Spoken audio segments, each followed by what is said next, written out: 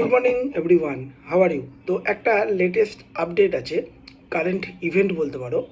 তো ICC hall of ফেমে অন্তর্ভুক্ত হলেন প্রাক্তন ভারতীয় ক্রিকেটার মহেন্দ্র সিং ধোনি। তিনি 11th মানে ভারতের একাদশ ক্রিকেটার হিসাবে এই লিস্টে অন্তর্ভুক্ত হলেন। আচ্ছা, নেক্সট হলো তিনি আচ্ছা, ওনার কিছু কৃতিত্ব আমরা আলোচনা করি।